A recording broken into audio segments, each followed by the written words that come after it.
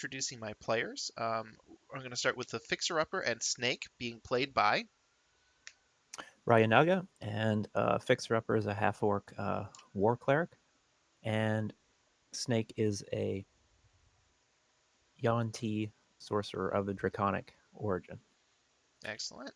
Next up, we have Melrath played by.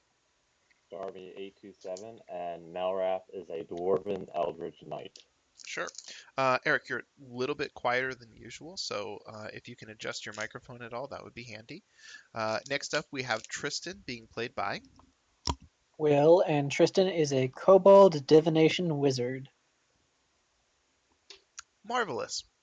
Last but not least, we have Tazarath being played by. Cerulean, and Tazarath is a evil tiefling paladin of the conquest path. Excellent. And then as a programming note for anybody who might be watching, there are some bad storms in the localities of several of our players. So if anybody drops off as a result of power issues, we've all agreed that we want to continue the game and hope that they can rejoin at a later point. We'll probably also bot that character in the interim because we don't want to fall below thresholds for something like this. So, on that note, can everybody start by moving the party sort of down to here near the the main ears? Oh yeah, we were going to infiltrate through there. Yeah, I'm still going to go through all of the um,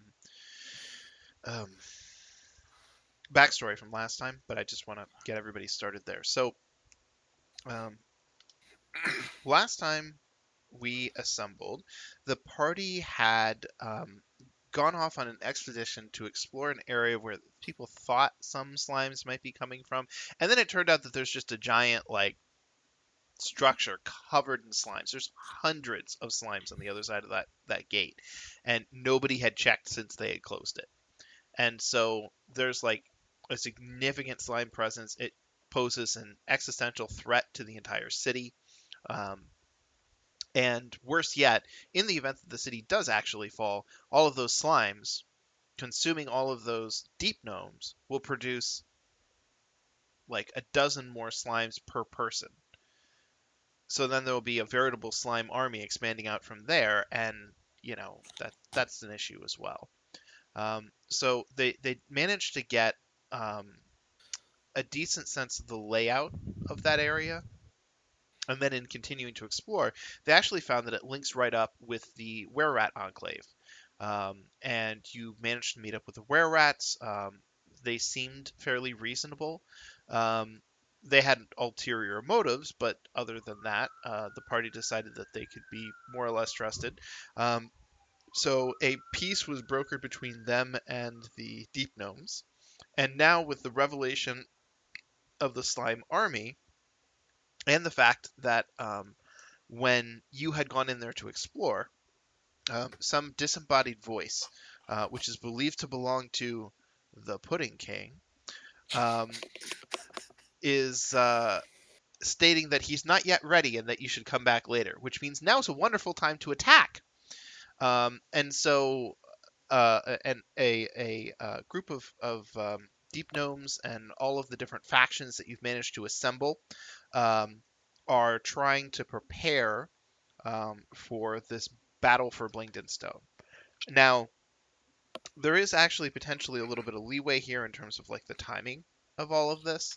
And so when we were getting together last time, or sorry, when we were finishing up last time, I opted to sort of skip this part because I wanted like the battle to sort of be fresh in your minds and all of the possibilities and stuff.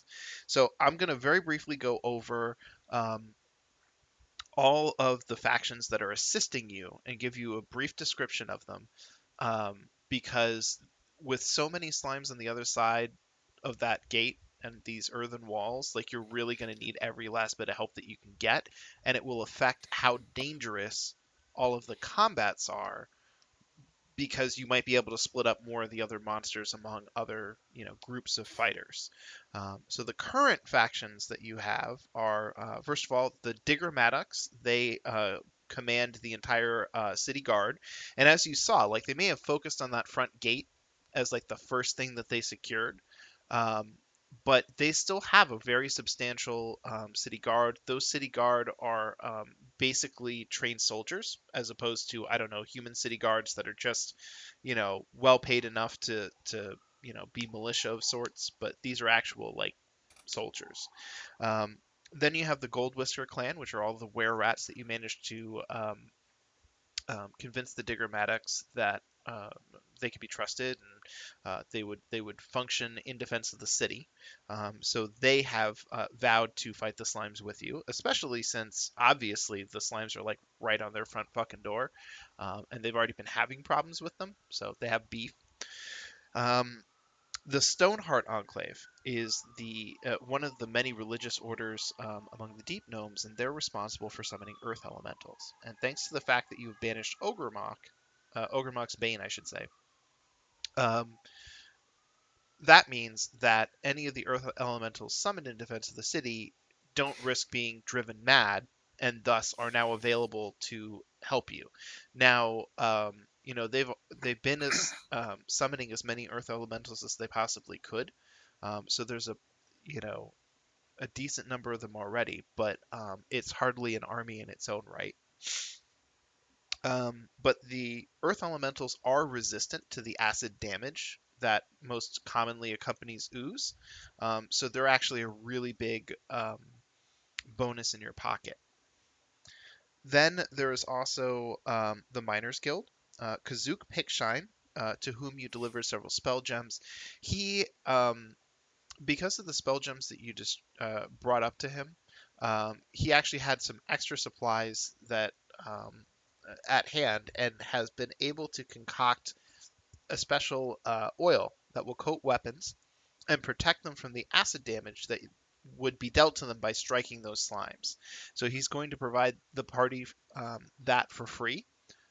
If you have metal weapons or armor, it will. Um, Actually, it doesn't say metal, it just says weapons and armor. I mean, I guess non-metal stuff would be corroded too in a different way, just not as. Well, I know that one oils leather to keep it Right. in flexible and in working order and all that. So I guess there's no reason it couldn't work on that too. Yeah, I don't think I'll penalize people for having the wrong type of armor. And then lastly, there are the spirits of the deep gnomes that lived here previously and were killed in the battle. There was a former leader of the city guard who was a spirit and who you assisted in, putting remains to rest and putting down a insane spirit. And out of gratitude, he has rallied the benevolent ghosts to join the battle. So at this point, the really important thing where Dorbo and Seni turn to you. Do you perhaps have any other alliances or forces that you might be able to call to aid Blingdenstone in this moment? Perhaps anyone you might have met in your travels? The mushroom people. That's true, but here's the question: are they anywhere nearby? So excellent question. Um, because of some of the clerics with the Stoneheart Enclave, it is possible to send, I think the spell is sending or message or something to that effect, where you can literally send information over a distance and have people show up. So if you can tell them about who they were, then magically you'll be able to get the information to them to show up. Okay, and the other, the other one that I can think of, because I mean, Gracklestug is too far, and we're not sure of the results of their internal disputes. Nor am I sure that they're trustworthy at this point, anyway. Hmm. But um, who else is there? There is that one relatively friendly illithid we ran into, who said that he Oh was yeah, Society part of of a think Brilliance. tank. Yep, Society of Brilliance. Um, Wait, are you kidding me? An illithid part of a think tank? That's no, bad. no. The party actually interacted with him. It was one of the days that you weren't here. Oh, Um, I know. It's because of where mother brains lie and all that stuff. That's bad. It's a bad joke. oh, I see. See, somebody got it. Oh, no. Yeah. Anyways, so yeah, there's the Illithid. Um, you were saying something about Gracklestug, though. Who were you referring to in Gracklestug as a potential ally? Mm, who was that guard captain who we helped out and helped root out that cult? Well, the captain of the guard, while she might be grateful to you, like it's a little uncertain exactly to what extent that she conscripted you.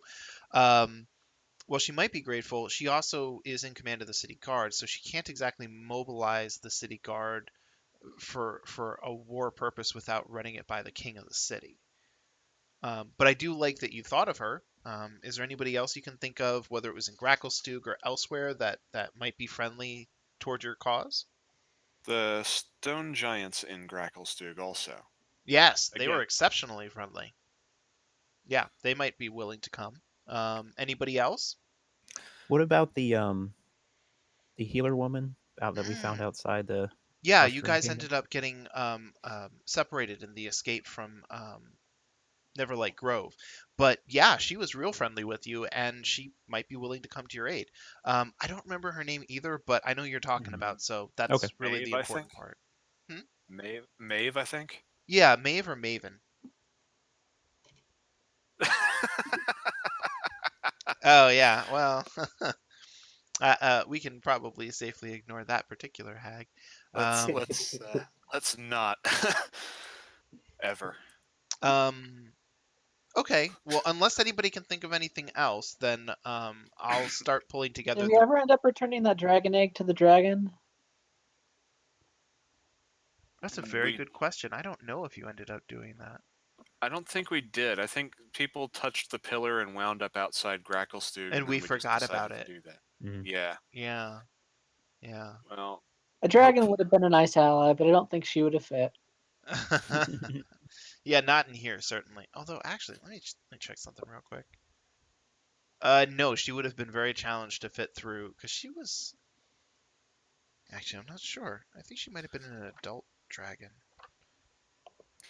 the other random question, even though this is not an ally that I would think of, Yes, but is indeed. Ilvara still chasing us all this way from Velkenvelf? Well, just because you haven't seen her doesn't mean that she's given up. Um, you Mhm. haven't picked up on her presence anywhere, and you guys got really far ahead of her. So she may still be attempting to locate you, but um, so for example, the deep gnomes of Blingdenstone are particularly sensitive towards drow because the drow burned down their city once before. So if there were any Yeah. drow following you, they might, be rather irritable about that sort of thing, um, and might in fact let you know. Um, so, anyways, The there's only the that. only other ally that I can think of that I could call on would be my devilish order, and that would probably not be welcome. Yeah, yeah, that might go poorly. Oh yeah, okay, yeah, that dragon is actually like several times too large to fit into this particular space. Anyways, okay, so cool. Um, Well, and also, I think the demonic order that you follow would kind of want to know what's in it for them. That might also not go great. So, anyways, Yeah. okay, so let me grab this because they mentioned a whole bunch of different people. Let's see here. I'm guessing while we get the resources together to do all these sendings, we get long rests, I hope. Are you guys weak? Well, I mean, I'm lacking some spell slots. I don't know about other people. Okay. Um, well, let me Boo. let me deal with something for a minute first. Actually, Okay. I'm gonna switch this over because the interior is lit.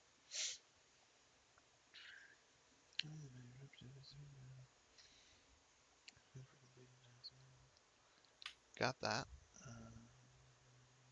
Got that. Also doing a thing real fast. Are we getting a long rest, yay or nay? You are, but I'm the only person who can give it to you, so Nope, that's not what I'm asking about. I just need to do portent roll then. okay.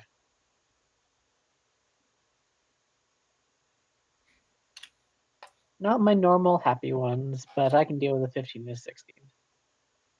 Okay. Okay. So I got all the results.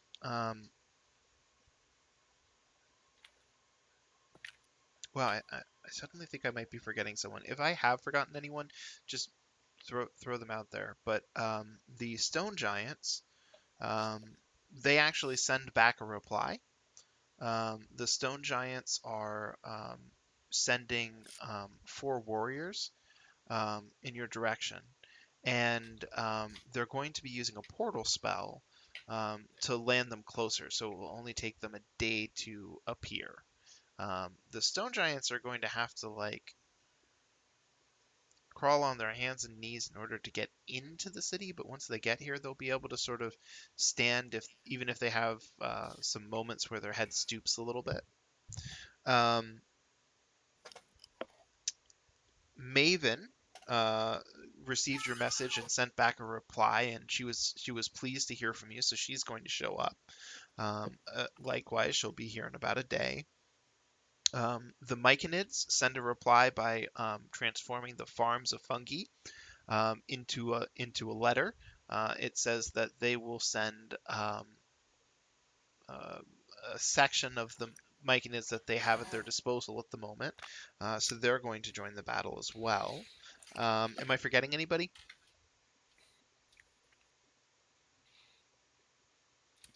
Sounds like that's a no.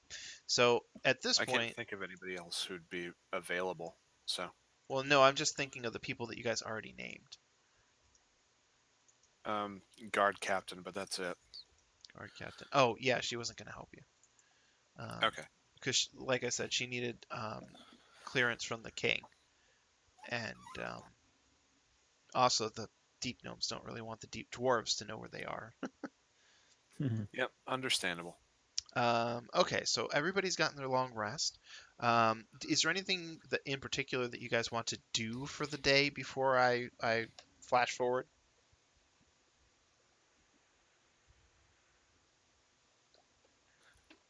Can't think of anything. Okay, so everybody assembles near the main Oh area. wait, actually one thing. Did we get that extra spell gem as a quest reward? I'm sorry, what? Did we get that extra spell gem as a quest reward? Bleh. Oh, that's right. Thank you for reminding me. You were supposed to get that. What the shit? Serlin, do you have the fireball spell gem on you? I guess I can't remember who had that. I I have do that. not. Well, okay. Starmy has it. Good. Um. Hmm. Yeah. You end up getting a 4th level spell gem. I guess I could just go like this.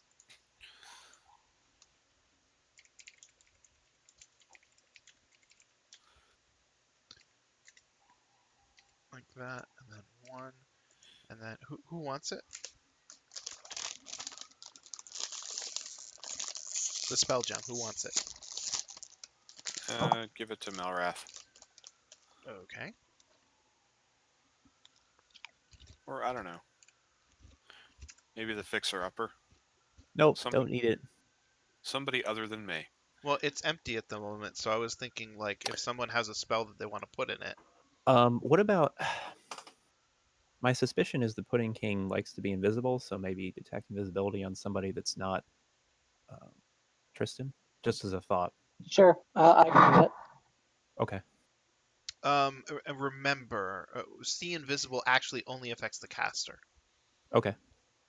So if you put it into like, not that I'm suggesting use this particular gem, but if you put it into a gem, then it can allow like a fighter to see invisible. Mm-hmm. Yeah, I think that's what he was going for. Okay.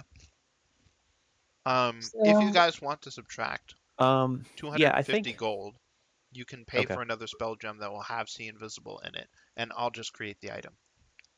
All right, I'll pay that. Let's just do that then.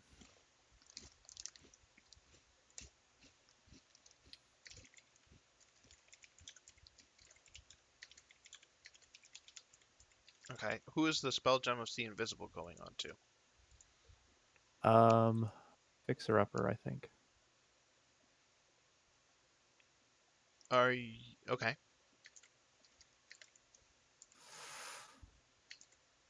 I'm just finding the money here, and then I'll get rid of it. Okay. All of those items should be in your inventory. They don't have spell descriptions because I just created them out of thin air. But since you already know what they are, I don't think it'll be necessary. Okay. All right. Um, And I just subtracted the gold. It's out. okay. Um,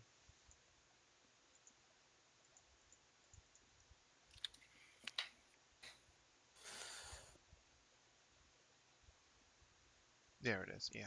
Okay. So we covered all that stuff. Is there any other preparations that you might want to make? Let's get some buffs going. Okay. Remember Yeah, that what that buffs will. are you... Yeah. It's going to also take concentration to maintain those. And I mean, Mm, I'm fine with you casting them prior to going in here, but many of the buffs that are available like require concentration checks on them or concentration on them, so that can affect other spell casting. this is true. However, I do have Armor of Agathis if somebody, either for myself or somebody else, if you want it.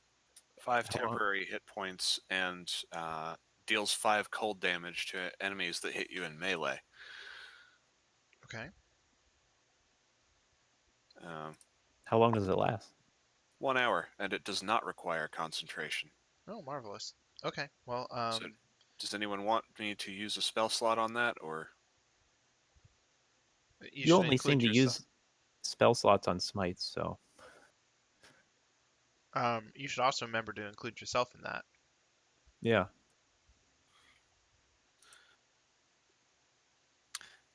the one like the main Wait, problem? wait, wait, wait, Chris. If this thing doesn't require concentration, what prevents you from casting it multiple times? Spell slots. It's a level 1. Other Okay, than but that, couldn't you potentially cast it, what, 2 or 3 times at this point?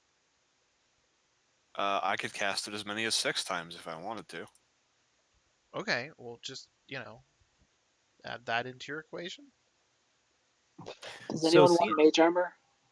oh, that's a good point. I thought mage armor was self. Is it? Let me check. I don't It know. only work. It only works on people that don't have armor. Right. No, it's touch. So, but yeah, no, I know Bob had it on the other day, but he's not here. So I was just Right. checking if anyone. It's also a willing creature that isn't wearing armor. Yeah, So, I just wanted to make sure if anyone like didn't. I always have it on, but I know some people like Bob sometimes forget to freaking put it on. right. Snake would like it because Snake doesn't even have it. So Sure. thank you. Um, so hold on a second. I think I can. If I do grab I just put it this. on Tim. Yes, you did. Thank you. Cool. They might. Okay, yeah. So I'm ticking off 2 first level spell slots, one for me and one for. Snake. Okay. Okay. So we've got that. And we just need to figure out who's getting armor of Agathis and if there's any other buffs that need to be cast. See invisible lasts an hour. Do we have like how long would it take to get from where we currently are um to like go around? I'm just trying to see like can we cast this ahead of time or not? Hold on a second. Do a drawing. I'm just going to draw, like, first of all, um, I hope you guys don't mind that I do this, but thinking in advance of the fact that um, you've already explored this area, you pretty much know what's where. Mhm. Um, and I don't necessarily want you to feel like your intelligence is being insulted. If the Pudding King set up a throne, there's a decent chance that he'll be at his throne. So if you were to draw a line like this, Mhm. um, that particular walk is about 15 minutes. Um, Okay. but Thank you. that's also a 15-minute walk that isn't like wading through slimes. And like battle Right. doesn't take very long, but like if you depending on how many iterations of slime you have to fight and how many individual battles that could slow you down. So even so, that would still be what 15 minutes into an hour would be pretty tough. Like you might not even be able to make it if it's going to take you that long already, right? Okay. Well, I guess I could always just stop right before that because I know where the room is. Okay. Mhm. Never mind then. I'm gonna cast it. I'm gonna cast it on myself just to have it Okay. active. So somebody has it. I can't Yeah. cast the Agathis armor on anybody but myself, but I'll burn a second level slot to do so. Okay. Okay, well, I'm glad you checked that. Um, how do I exit drawing mode? There it is. So now that we got that, so we covered armor of Agathis, we covered the mage armor. Anything else? Any other preparations you guys need?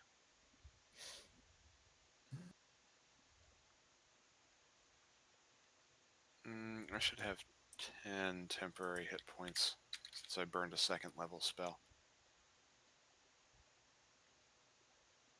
Okay. Let me see here.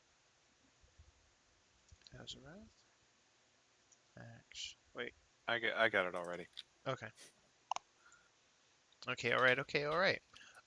So that's it, right? I believe so. Should Okay. do. So at this point, there's still that stupid. There we go. So the party, when you guys make it to the main area, you actually make it to sort of the upper ledge. And I know I have you down in the pit, but just bear with me.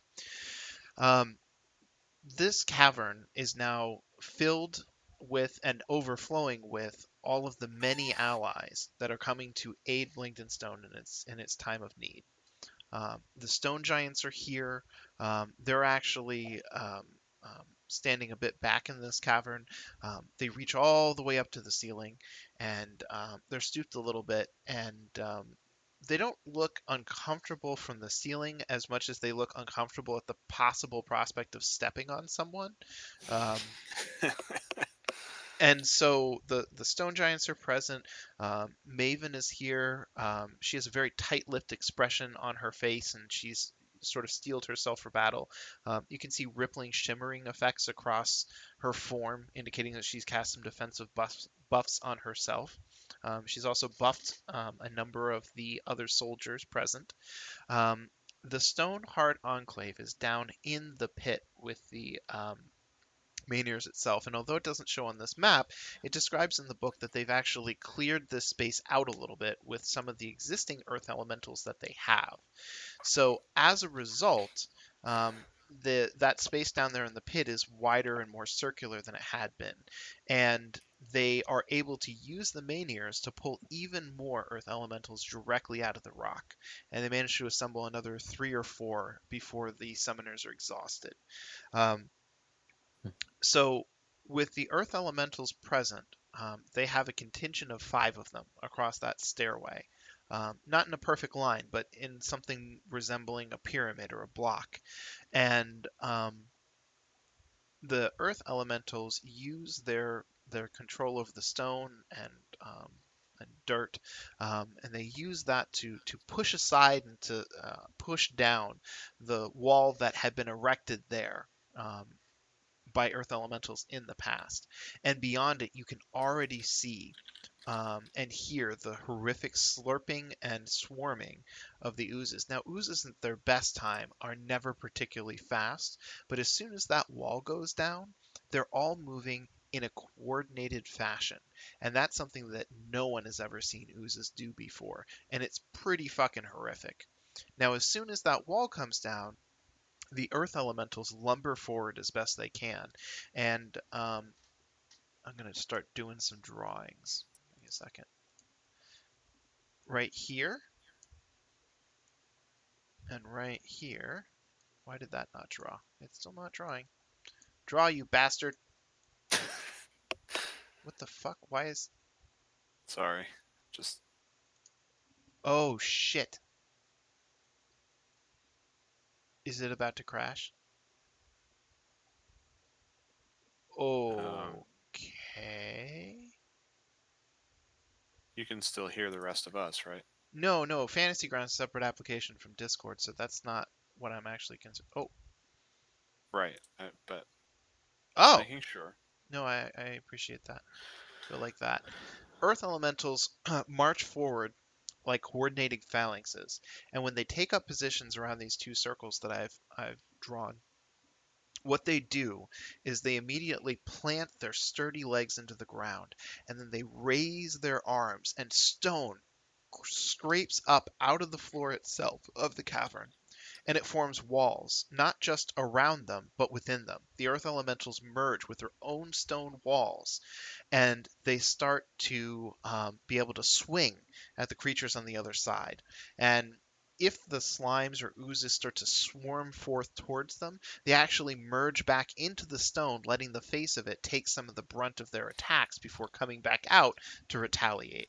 Now, they've also set up um, more complex stone structures than simply block of stone. So there are parapets up top. Um, Gold Whisker clan and soldiers take positions up there and start firing arrows and spells down into the crowds of um, slimes. And this is sort of being used as a beachhead for the moment, trying to clear out all of the demonic oozes before they can gain much ground and start slurping into the city. So at this point, excuse me.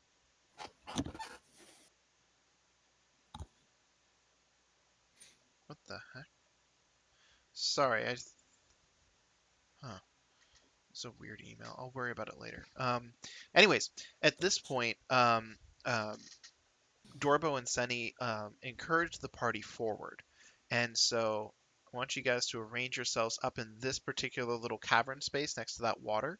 Um, because they like, you have to go now, we're trying to get you in there to attack the Pudding King and out as fast as possible.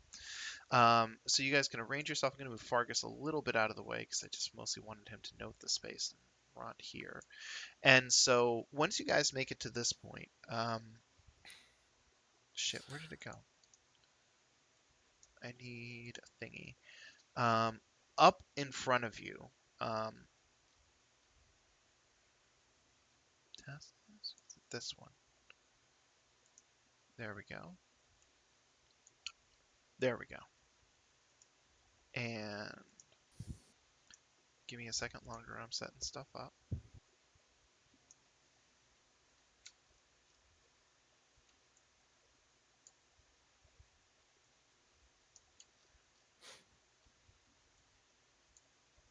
There we go. Two large black oozes start slurping down the tunnel in your direction, and they're headed right for you. So everyone roll initiative.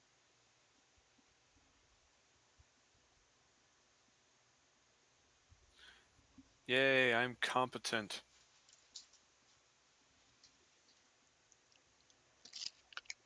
1, 2, 3, 4, 5. Okay, wonderful. Looks like we got everybody set. Snake, you're first to act. Do I roll Arcana? Yeah, if you want to identify them.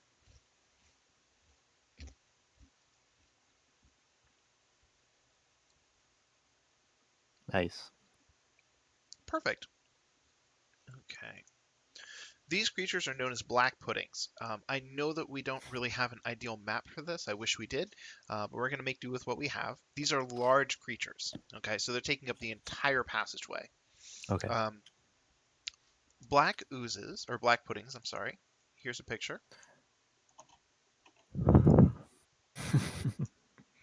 A black pudding resembles a heaving mound of a sticky black sludge. In dim passageways, the pudding appears to be little more than a blot of shadow. Flesh, wood, metal, and bone dissolve when the pudding ebbs over them. Stone remains behind, wiped clean. And so these creatures are normally fairly mindless.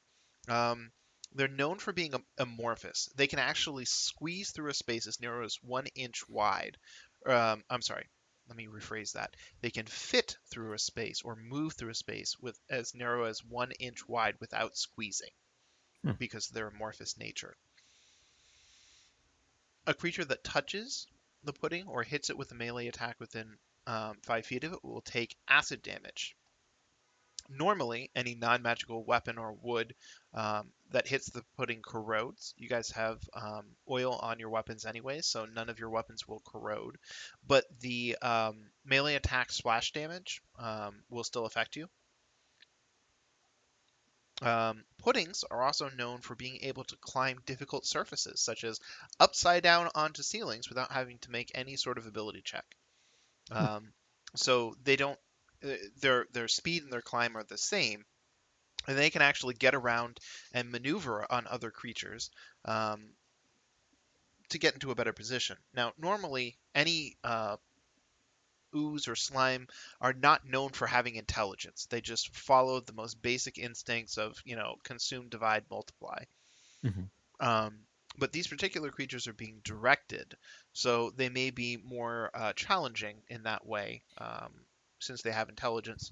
Um, they mostly just try to attack creatures with their pseudopods.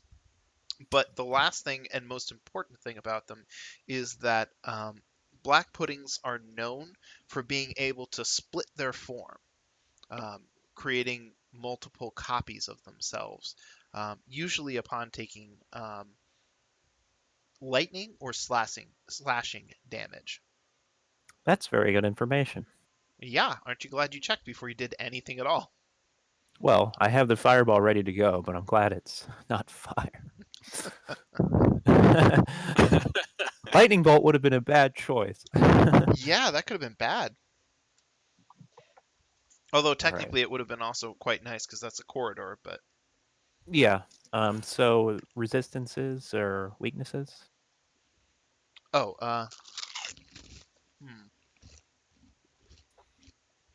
Oh, that's interesting. Um, I really should have mentioned their variety of immunities beforehand. Acid, cold, lightning, and slashing. How nice. Also, they're immune to condition immunities that affect a creature's mind, and they have blind sight, so they can't be blind, charmed, deafened, exhausted, frightened, or prone. Okay. But Kill they it can with be fire. roasted. They can indeed. Though actually, lightning bolt might not be a bad thing in this situation because it halves all their hit points, and then if someone fireballs, they will all die. Well, true, but they're also immune to the lightning damage, so yes, they do split, and that creates more things to hit, but Fair yeah, enough. I'm not going to do it. I'm just saying. okay. Let me put this on Snake where it belongs.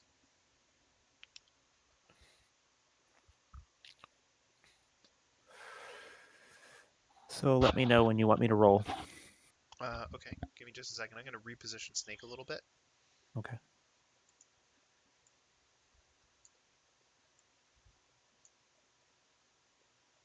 Yeah.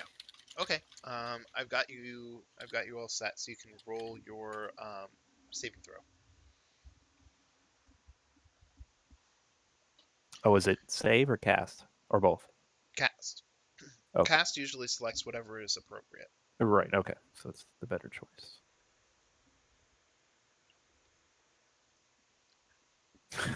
Ooh, that is not good for They weren't them. even close.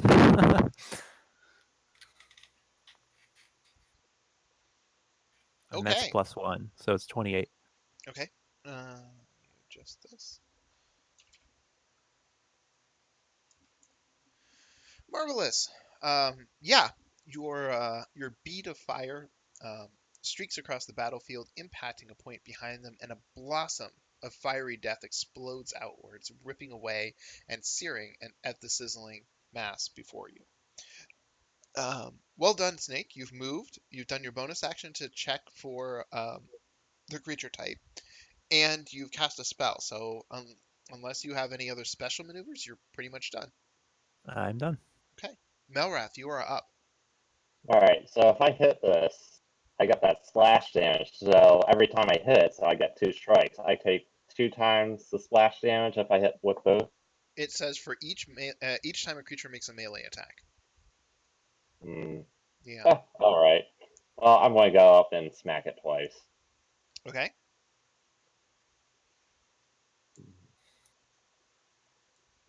You hit, and you hit again. So before anything else happens, I'm going to roll the damage for that. Actually, maybe I want to expand out the attacks. Explosive damage. Here's 1. Here's 2. Oh Okay. no. Alright, here comes the damage. All right. Well done. Um, so your damage actually pushes the creature into bloodied values at some point. So you land 2 very solid strikes, despite the fact that your blade is not so much physical. The radiant nature of it still causes the black pudding to splash up at you, and you can feel it burning away at your skin. It doesn't like burn all the way through or anything, but it's still unpleasant. Um, Anything else? Nope, that's it. You sure? Yeah. Okay. Fixer upper, you are up. So the pudding didn't split. It did not.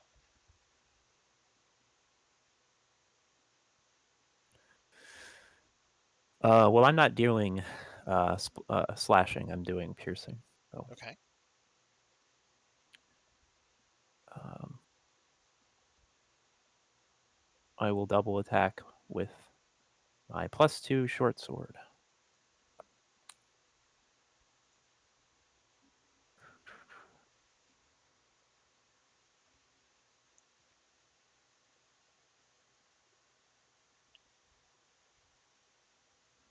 That's a hit.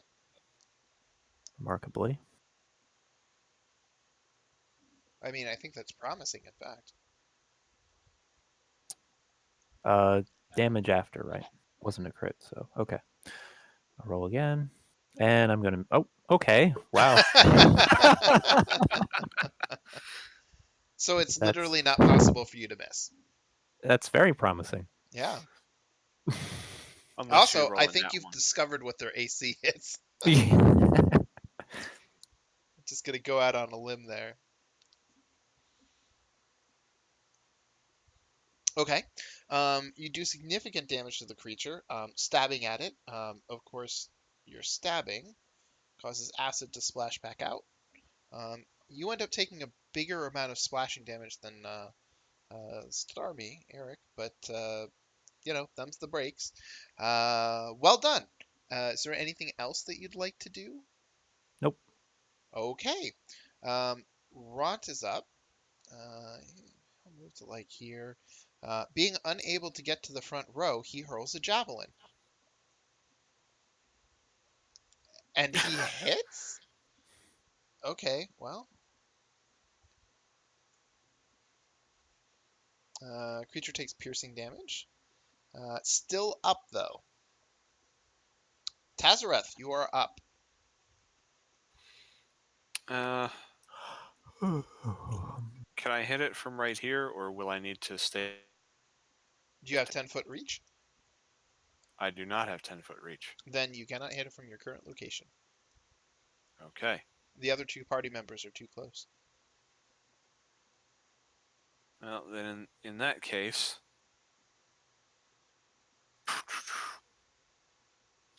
I can't double attack with cantrips, can I? No, you can. If you I have, can. well, sort of.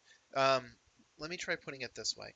Um, Hmm. On your turn, here's how it works. If you cast a spell of first level or higher, that, for example, uses a bonus action, you can cast that spell, and then with your action, you may not cast any spell that isn't a cantrip.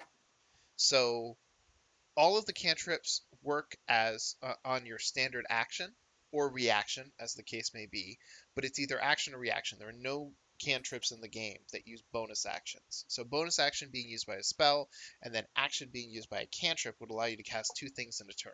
Does that make sense?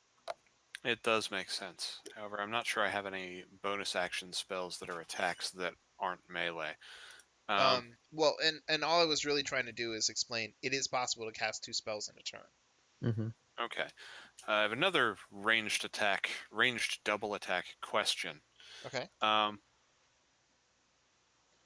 I've got some mundane ranged attacks that I can do in addition. Can I chuck a javelin and then do a firebolt with the other hand? No, because the issue is the action that those moves require. Javelin requires an action, and a firebolt requires an action, and thus you only have the one action, so you can't do both. Okay, I do have extra attack though. Can I chuck 2 javelins? Oh, I'm so sorry, I didn't realize that. Doesn't extra attack only let you? It does not specify melee. Oh, okay. Let me take a look at it real quick. I trust you. I just want to see if there's anything Interesting. Extra attack. Ah, that's because in 5th edition, when they list like just actions in like the combat chapter of the PHB, the actions that you can do are attack, move, cast a spell, da da da da da. Even though casting the spell is a form of an attack, it is its own separate action. So that's why that you can do that. Now, if you want to hurl 2 Okay. javelins, both of those are attacks, so no problem whatsoever. Okay. In that case, I think chucking 2 javelins at the thing to try and finish it off is my best move. Okay. Now you've dealt a fair amount of damage to this. Are you going to chuck one at a time or what? Actually, now that I think about it, the firebolt actually does more damage. I'm going to do that. Okay. Uh, do, do, do. I wonder if I Ranged. should have you even roll. Okay. 2d10 damage. Burn. Ah! So the first black pudding boils and pops under the force of your firebolt. Yep. And the first black pudding is down. From behind you, you can hear the cheers of other soldiers that periodically took breaks from the fighting to see how you guys were doing. And oh, Bob would be up next. He's not here, so we're gonna go to Fargus. Fargus, he can shoot. I'm not gonna be too concerned about where he is. Fires off his trusty hand crossbow, manages to hit, not having to worry about hitting for once, and lands 6 points of damage. Next up is Tristan, who will be followed by the monster. Toll of the Dead.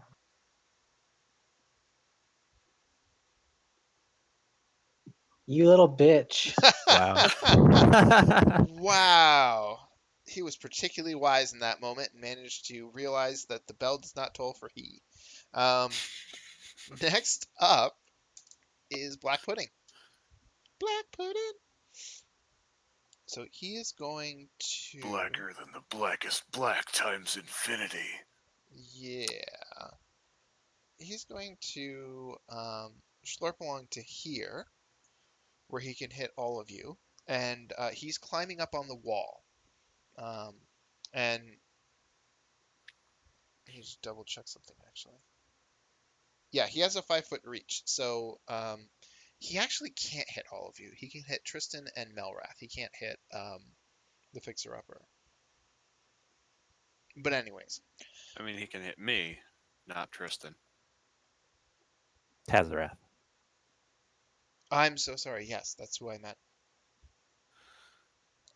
So he's going to Pseudopod. Oh, okay. Yuck. Yeah, it's kind of a clumsy swing. Like, yeah, even being directed, these things are not the most dangerous of combatants that you've ever come across. Next up is Snake, who will be followed by Melrath. He only had one attack? Wow. Yeah, yeah, yeah. Normally, Poor the, guy. the danger is, of course, once they split, then they have multiple attacks. Ah, okay. Well, I'll be sure not to lightning it. Um, I'll Scorching Ray, I guess. Okay.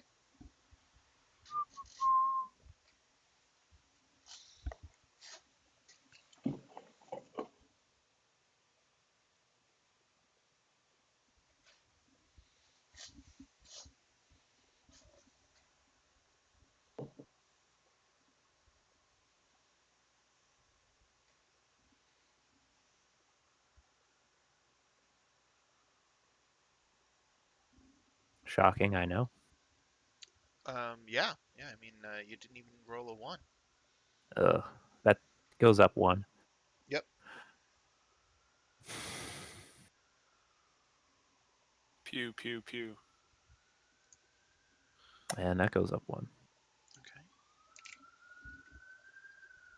All right. So, you manage to push the creature into bloodied values. Once again, as your searing rays strike out at the creature, it starts to boil and sizzle on the wall. Parts of it evaporate in a noxious, curling smoke. Um, and now Delightful. Melrath has a chance to further punish the creature. Yep, by right-clicking it a bunch.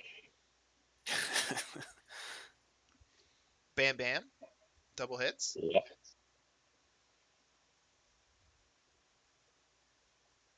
Okay. I can't be the only person who thought Bam Bam Bigelow, but whatever. Uh, You were. yeah, I think you might be.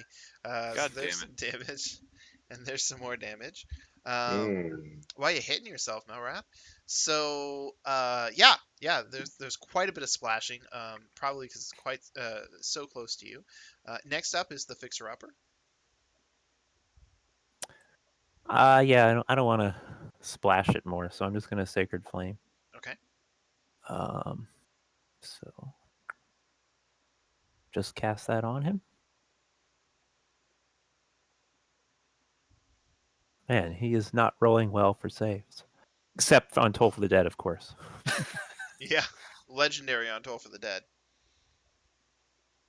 All right. Oh, you did it! As your Sacred Flame engulfs the creature in your holy light, it again the darkness gives way to the radiant damage and it vanishes. Cool. So at this point, you guys manage to fight your way forward a bit um, to about here. Fixer Upper is going to use a healing potion.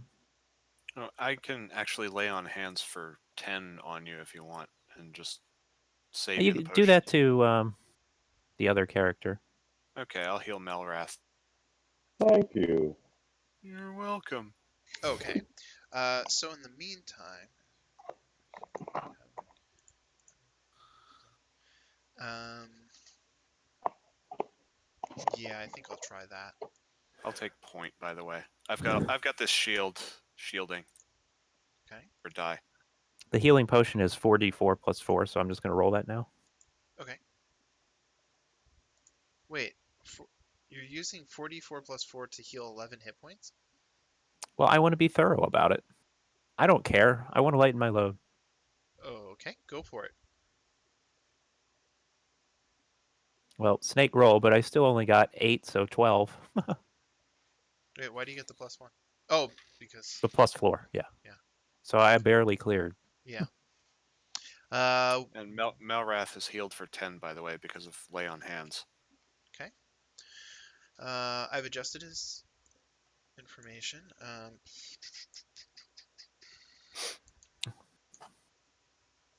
Right there, and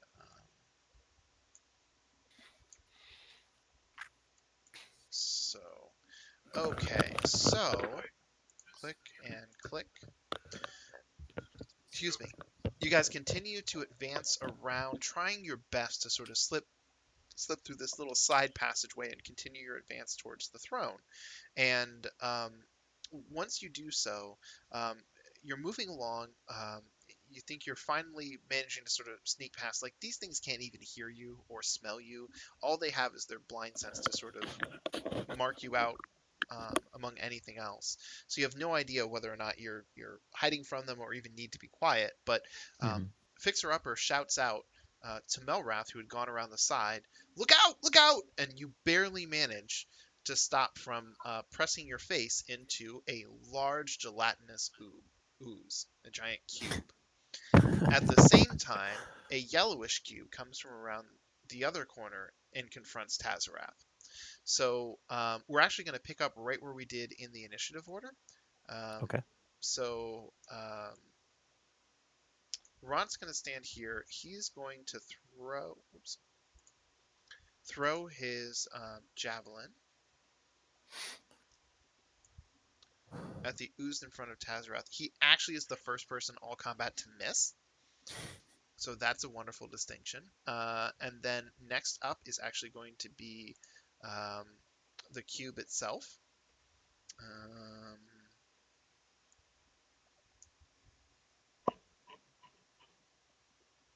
okay. Um, okay. Uh, Eric, you have a Uh-oh. choice. Actually, you don't have a choice. You actually failed, didn't you? You did. Okay. You have no choice.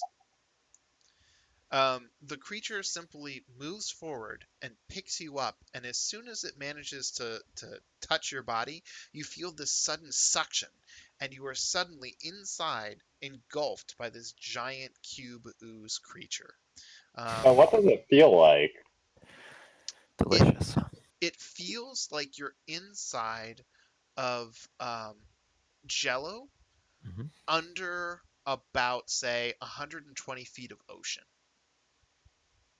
So I'm cold? Well, you would be cold if it wasn't for the acid burning your skin. Hmm. Let me see here. So it enters your space, and then you immediately take some damage because it has engulfed you. And then you can't breathe. You are now restrained. And you'll take additional damage at the start of each of your turns. You now move when it moves. You can try to escape on your turn by taking an action to make a DC 12 strength check. And on a success, you manage to escape, and then you enter a space of your choice within 5 feet of the cube. Similarly, if another player wants to try to pull you out of the cube, they can also try to make that same action, the Strength strength check. check, and try to Mhm. pull you out. Now they'll take some initial damage, but it won't necessarily be as bad as if you'd been engulfed by it. So, welcome to the inside of an ooze. Yay. Tazarath, you're up. First thing I'm going to do is Arcana the ochre slime in front of me, or whatever that is. Okay. It was identified on my screen for a moment. Well, that didn't do a damn thing. This might be particularly aggressive mustard. Well, I'm going to make it. More aggressive? Yeah, I'm going to double smite the thing.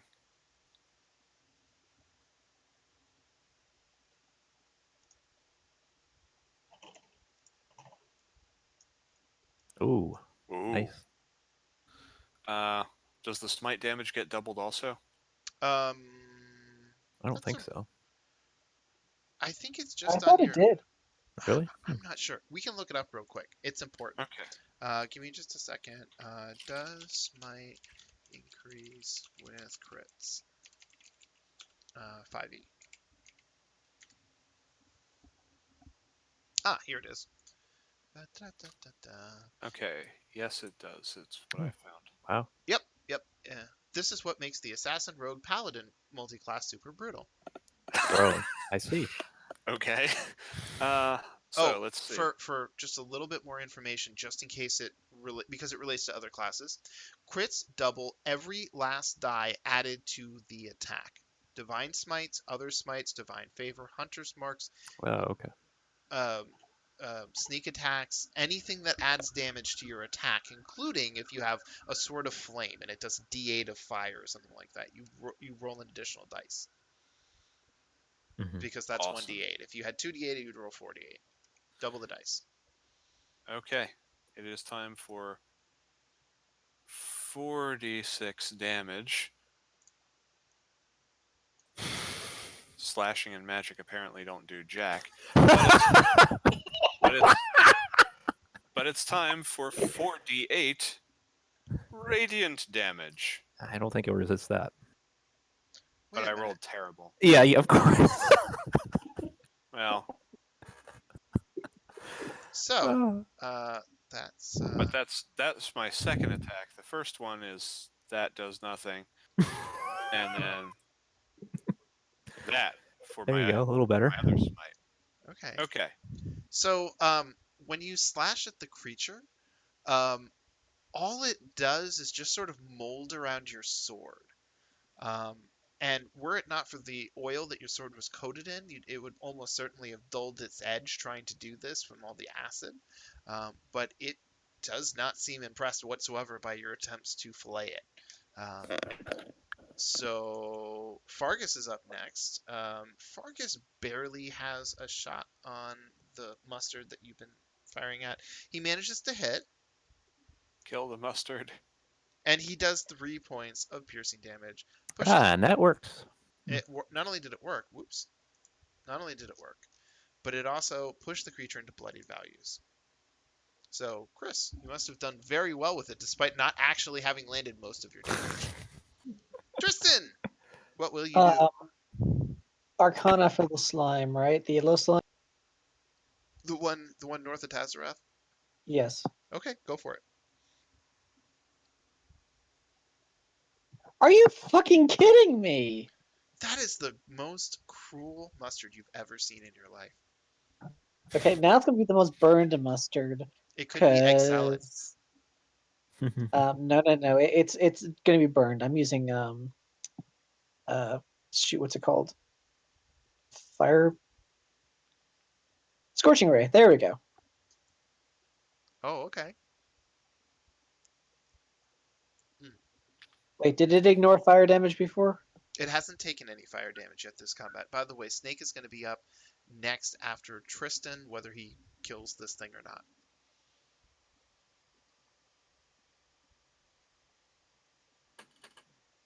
Scorch it. Please work.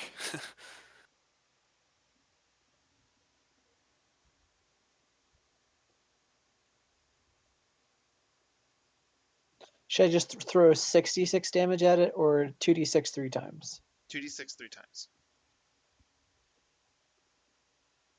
Yay, fireworks. As well it should.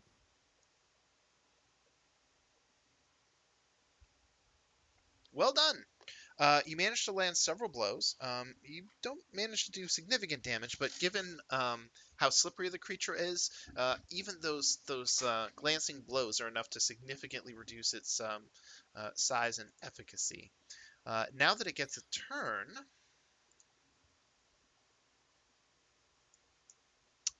oh,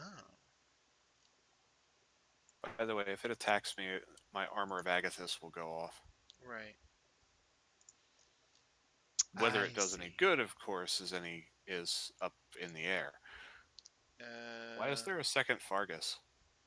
There's a sec. What? Where? Look in the There's in an the evil list. one. Fargus Rumblefoot 2. Oh, uh, delete. So you're my evil twin, eh? Not quite.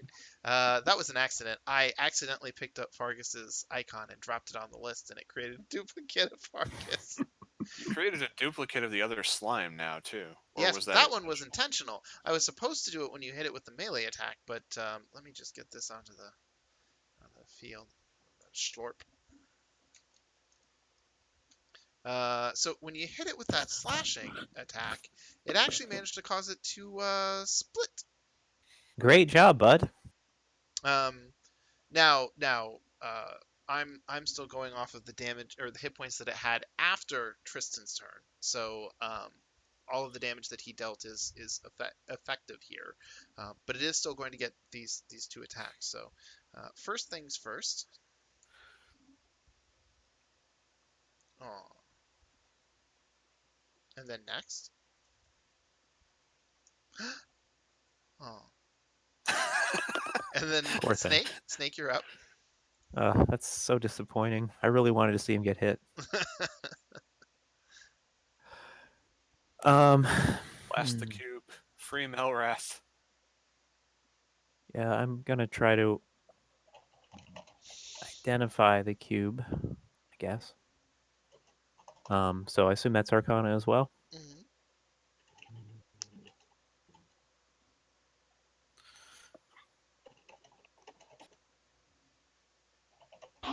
Oh, there we go.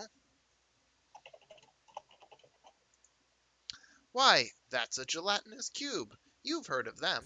In fact, you remember now, you saw one earlier. It used to talk to you. Um, Gelatinous cubes are, well, they look like this, in case anybody forgot or wasn't present on that Oh day. yeah, We fought one at one point. yeah, a Yep. long time ago. Well, Well, yeah, in the city here, because one Yeah. escaped does from the Ooze Zone. absorb element spell require you to speak? It'll say S if it does. Oh, yeah. I Yeah. guess I can. Nope, you can't breathe.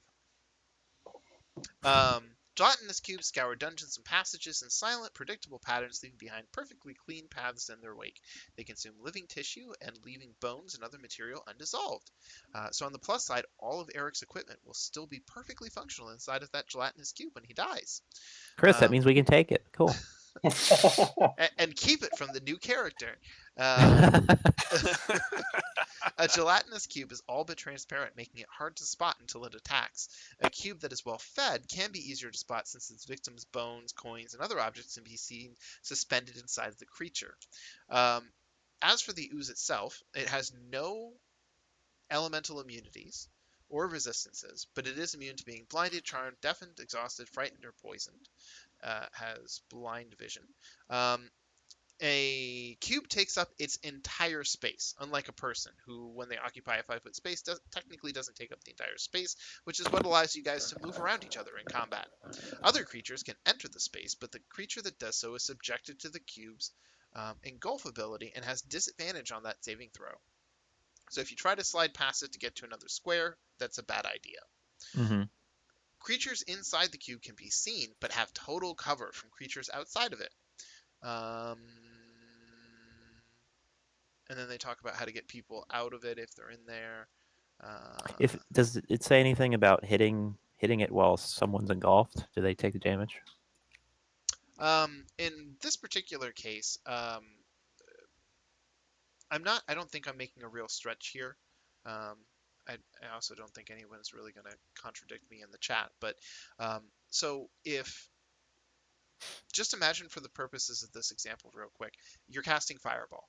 Okay, you cast Of Fireball course. in an open room. Anybody in the open room gets hit because they have no cover.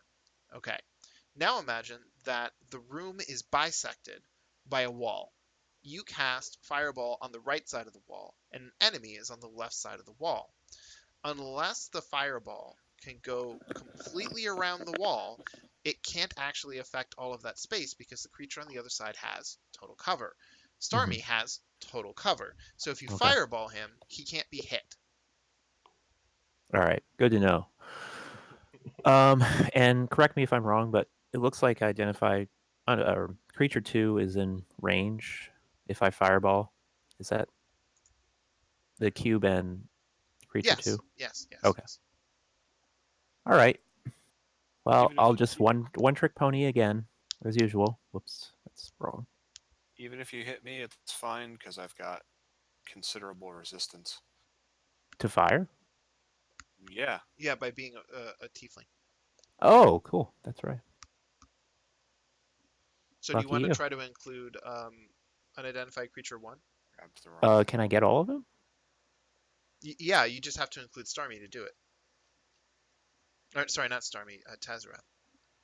Oh, okay. It's fine. Go ahead. I Well, can that's too heal. big. but Give me just a second. yeah, maybe if Just you could gonna. move it. Sorry. You don't have to do that. All I'm gonna do is just target the characters that will be in the radius. All right, Right. as long as you're convinced that they can get all of them. It can, because All right. I already have a better sense of the dimensions here, and most importantly, I said so. Go. Just for the record, what is your fire resistance? It's just resistance. He just takes half damage to fire. So Okay. if he Okay. saves, he'll also take a quarter damage. All right. Well, I can't not do it now that I've been given permission to hit you. So. Come on, make me roll a new character. Do it. He's gonna have to like max. He can't even max out damage on fireball. Yeah. Have you fail and kill you. Like it takes a lot. Plus I've got the shield. Always shield, never die. Wait, what is this? Oh yeah, the temp hit points. Well, we all Chris, you failed. failed But your whatever. fucking save. What the fuck? Good job. Way to roll a 1 when hit by an ally. Well, this was Dex save, right? So Yeah. of course I'm going to roll terrible. Er, Hey, you succeeded on concentration. which is a Oof. surprise. Wow, so many ones. Ugh. So plus 3. Tazza partially absorbed, status wounded. It looks like Looks like the armor took the brunt of the blast, and I'm well, more importantly, it looks like the fire resistance reduced the damage. Yeah. Yeah, pretty significantly. So the fireball rips forward, and it evaporates both of the aggressive mustards. The gelatinous cube takes some damage, but it's so large that one side of it is just kind of charred now. But the rest of it So ripples. so you added 3 to it, and does Tazrath take 2 or 1 from the add? 1. Okay. And I did Just not want to add make the sure. bonus damage to the cube, so thank you. here's the thing. I took 10 damage to the 10 damage to my shield, and then another 10 damage, or another 12 damage rather. And that should have Oh, been you know half. what? Yeah, you're right. So This should be at I should be at 6 hit points down. I'm gonna actually leave you at 5 because these things work in your favor, generally speaking. Okay. And also, it doesn't look like fire resistance helped you in this instance. I think what they meant by partially absorbed was the armor. Yeah. Okay, no problem. Snake, anything else before you end your turn? No, I had a lot of fun hitting Tazra. All right. Melrath, you take 25 damage for starting your turn. Alright, I guess I'm going to try and pull myself out. Yeah, that seems prudent. Got to be prudent. There you go. You're out. Woo! Okay. So here's what I'm gonna do. I'm gonna move the cube real. Oh. Here, move yourself wherever you want to be. You can be on any side of him. Okay. Yeah. And then I guess I'll use my bonus action to actually no, I think I'm good. Okay. Do you want to move anywhere at all? Yeah, since I can't attack, I'm just going to move over to the corner. Okay. The gelatinous cube gets an opportunity attack. Wait, why did it have advantage? Because it still has him as restrained and engulfed. So he has. Oh, I'm sorry. Okay, well, I know that it rolled a 14 plus 4, which is 18, which doesn't hit you. So let me make sure that I remove those effects from you. Mm-hmm. You have to. Yeah, because another 66 might do him in. Yeah. Melrath is horrifically burned by all of the acid, and thank God you guys took the time to coat your armor. But yeah, he looks like, well, like someone who's been dipped in acid. Fixer Upper, it's your turn. Would you like to be dipped in acid? Well, when you put it that way, I mean, I can sounds arrange enticing. it. I know. I don't think that counts as using the acid to your advantage. Nice callback. I will. I assume you don't have a healing potion on you. Oh, I have one, but I kind of wanted to save that. He All right, also I will. has. Hold on. He does have second wind I've as still a got some fighter ointment for you. class feature. It allows him to regain hit points. Oh yeah. All right. See, I wish I had better healing spells, but most of mine kind of suck.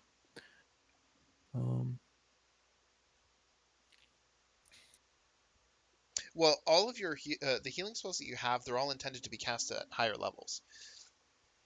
Oh, okay, that makes sense. Yeah. They realized it was silly to make them at all these different levels when they followed this predictable pattern, and if they just allow you to cast something at a higher spell slot, then there you go. So they went from having like 16 healing spells down to about like 7. Okay. All right. So that means if I cast Cure Wounds at level 3, then it becomes 3d8 Yes, that's plus. correct. Okay. The spellcasting modifier. All right, I'll do that. Okay.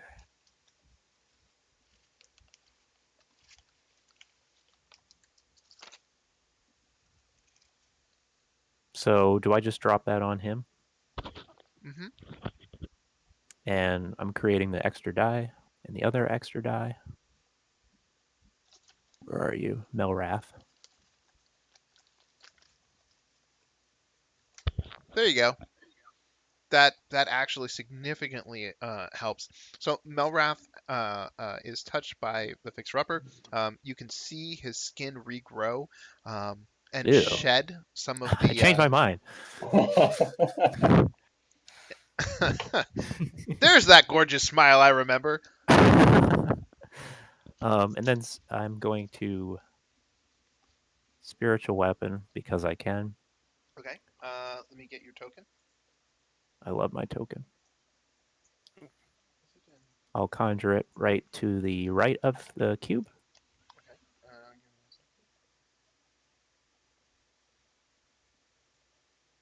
Give me a second. Boink. Can I roll? Yes, absolutely. All right. Wow. All right. All right. Okay. There's So my turn. your sword comes into existence. It hits the creature with force damage. Its body quivers, and there seems to be a lasting indent in its surface, which means next up is Ront. Ront saw the horrific state of Melrath as he stumbled out of the cube and decides that discretion is the better part of valor, so he decides to throw more javelins. 7. And Great job, Ron. indeed, he manages to stumble dick first into victory despite his best efforts. Gelatinous Cube, you are up. Oh, I hope I get devoured. Oh, hold on a Who's the second. closest? It's Gelatinous probably me. Cube speaks. Ew. Ugh. I thought you guys might enjoy that. How fast is the cube? It might That's not be able to even get to any of us. Cube. He's going to attempt to engulf Snake. Is it a dex save? Oh. Wow. Uh-oh. There I go. Snake is now inside the gelatinous cube. So we have 4 turns to free him before we lose our oh dear. On the start of Snake's turn, he'll take 66 acid damage. We have 4 turns to free him before we lose our Yanti. Tazza, you've just seen one of your bosom buddies get engulfed by an ooze. What will you do? Try to chop the ooze to pieces. Are you sure? No. I'm just kidding. This isn't like those other oozes. It's not resistant to slashing. Right. So, It's not resistant or immune. Like one of them was immune. yeah. You can either slash at it or try to free your compatriot. So the thing is, if we kill the ooze, Oh wait. Oh shoot, it's too late for that. I keep forgetting that I have portent. Damn it. Okay. Unless you're allowing me to make the save, make him actually me burn one of my portents so he made the save and not be engulfed. Not this time. Do remember Okay. it next time. I will. Tazrath, sorry, you please take your turn. Okay. Great sword attack. 1. Terrible roll, but whatever. Doesn't matter. Number 2. And I'll burn a smite for the second one. 1 attack.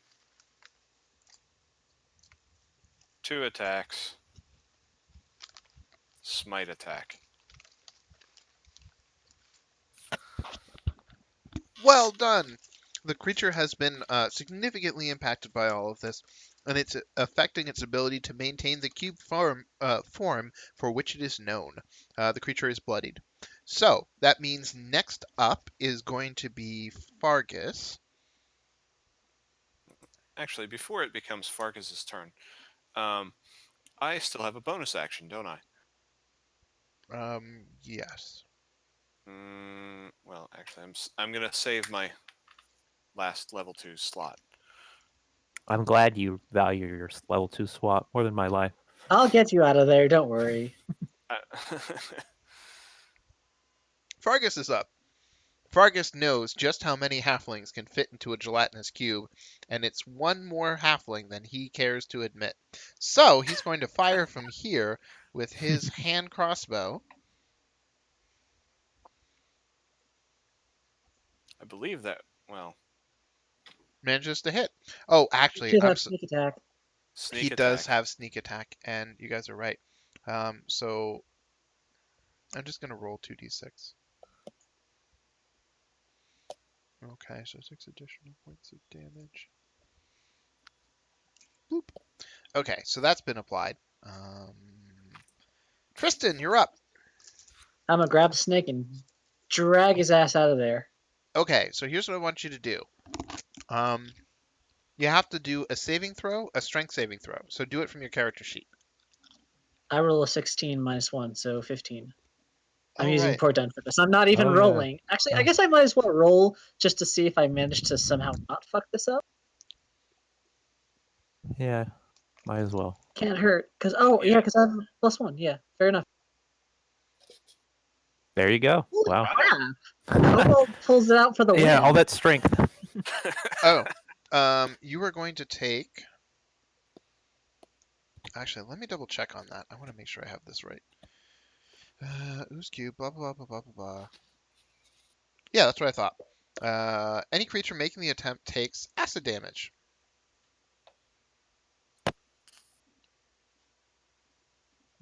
Ow.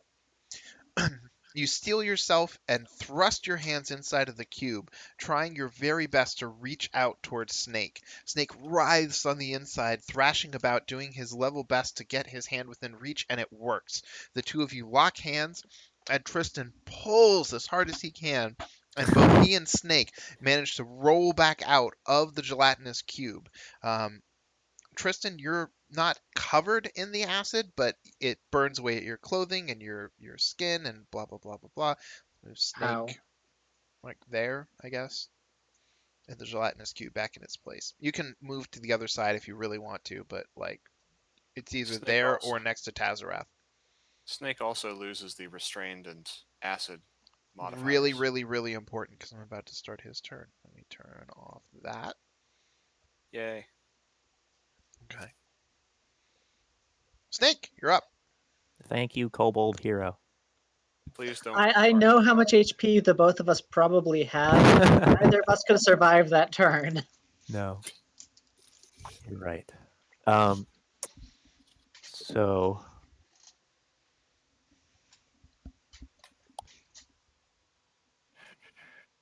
I hope you're not still targeting me. oh, it looks like I am. Oh, you are. Let me just take. Can I remove him? Oh, I'm really afraid of what that'll do. Let me try this. Targeting. There we go. Okay. So I'm not considered to be in melee range. You are considered to be within melee range because when you Okay. exit the cube, you're 5 feet away that from makes it. more sense.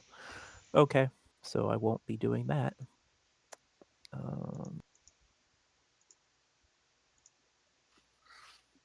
And just double checking, but there are no elemental weaknesses on this thing. No, nor Right. resistances or immunities. I am going to shoot it with an empowered fire chromatic orb, Okay. because that's a save. Okay.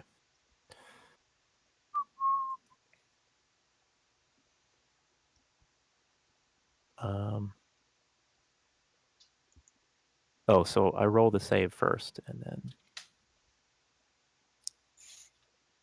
Okay.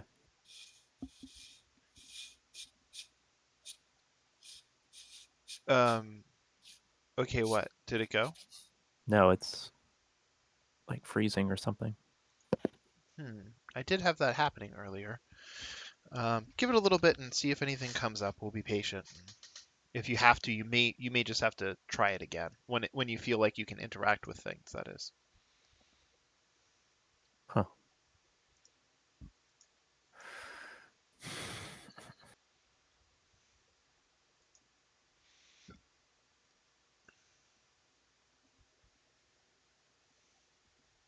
There it is. It looks like you. Wait, that's an attack roll. I hit cast. Oh, I'm sorry. I didn't realize chromatic orb was an attack. Can I just undo that? Sorry, I grabbed the wrong thing again. God damn it, Chris. Yes, you can All right. choose some other spell if you'd prefer. All right. I'll look for something that's actually a save. If not, then just roll another d20. And if that roll would miss, then you would miss because you're at disadvantage. Blah blah blah. Oh yeah. I'm not thinking about it as being. It's just a cube. It very unlikely will actually miss. So yeah, I'll roll again. Okay.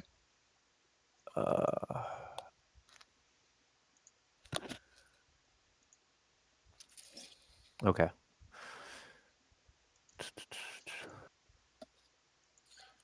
That's fire, I assume. Of course. And it's gone. Well done.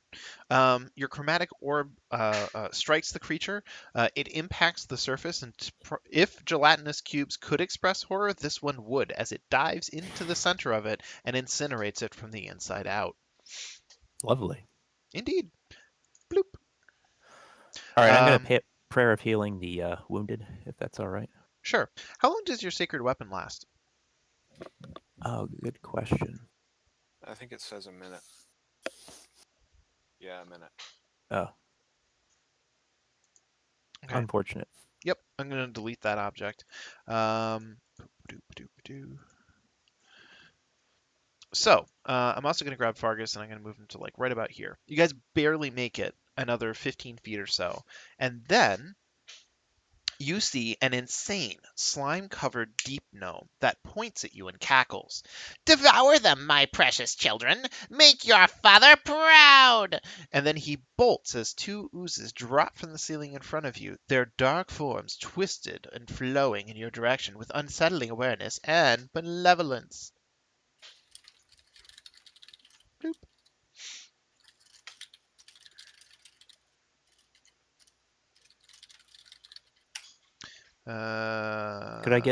Did I have time to get the prayer healing in, or was that uninterrupted combat? Oh, I'm so sorry. I actually totally missed that you were trying to cast that because I was so concentrated on what I needed to do. In this particular moment, you are trying to rush towards the throne because oozes are swarming in around you. Okay. I see. So since it takes 10 minutes to cast, whether you do it as a ritual or not, there's not really All time right. for it. Okay. Let me get these creatures onto the board. There.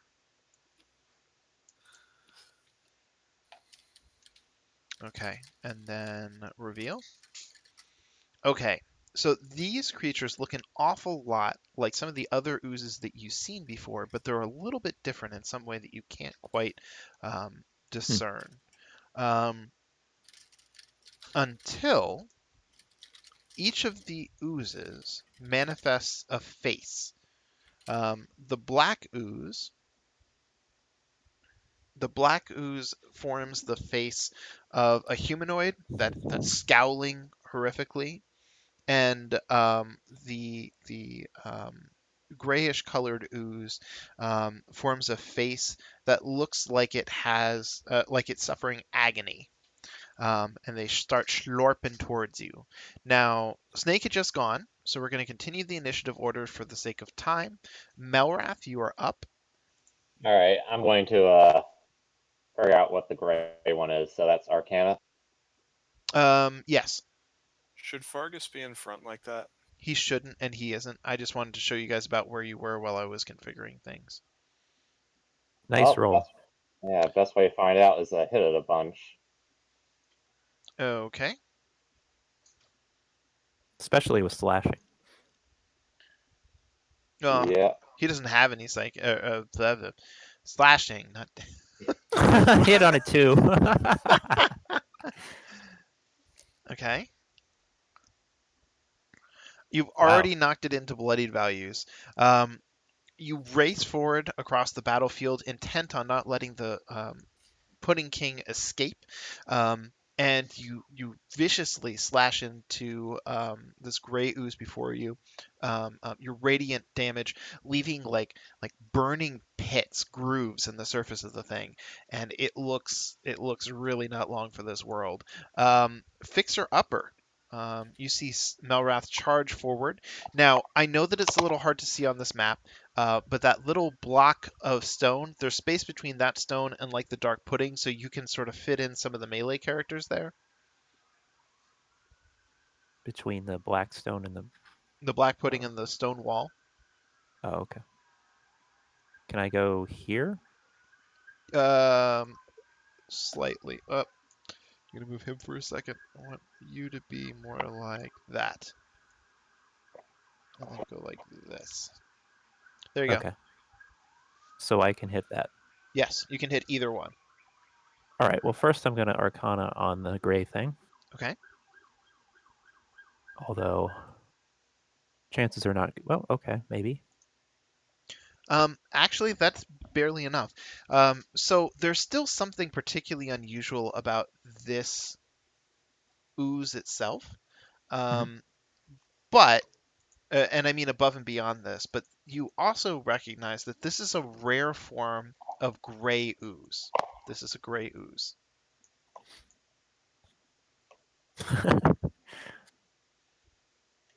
A gray ooze is stone turned to liquid by chaos energy. When it moves, it slithers like a liquid snake rising to strike. This particular ooze is a variant known as a psychic gray ooze. It actually has a rather large area of effect that it can use to disrupt and crush psychically its foes, and then it is able to digest them with its acid while they're, affected by it. Again, it's amorphous. It can corrode metal. Normally, with gray oozes, if they remain motionless, they're indistinguishable from just an oily pool or a wet rock. But this one sort of came into existence right before you, so you weren't fooled. It has a pseudopod that it uses, but most importantly, it has that psychic crush. Now, it can't consistently use that psychic crush every turn in most circumstances, but it can affect each creature within 60 feet of it. Wow. Yikes. And then they have to make a saving throw, and if they fail, they take the full damage, and if not, they take half. All right. Well, I'm going to Let's double take attack it. Okay. Oh, I'm so sorry. Before you do that, the creature is resistant to acid, cold, and fire. It has no damage immunities, and then like every other ooze, it has that same list of condition immunities. Okay.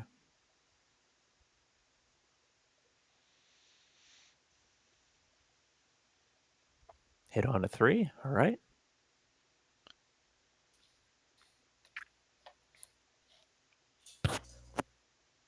Why do you even bother to roll 15s? You don't need to. Oh, I didn't even need to double attack. Oh, well. Nope. So you hit it with piercing. Your drow short sword pierces the creature right through the center. It jerks around wildly for a second and then slumps to the ground and just ooze spreads out, unmoving. Well done. Ront is up next. Ront is going to move to about here. He sort of barely has an angle. He's learned his lesson. He's going to javelin. And he still manages to hit. He's on a roll tonight for 1 point of damage, or 4 points of damage. Tazza, you are up next. Well, the first thing I'm going to do is Arcana the other remaining ooze. Well, it was worth a shot. That might be some sort of foot fungus, actually. Ooh.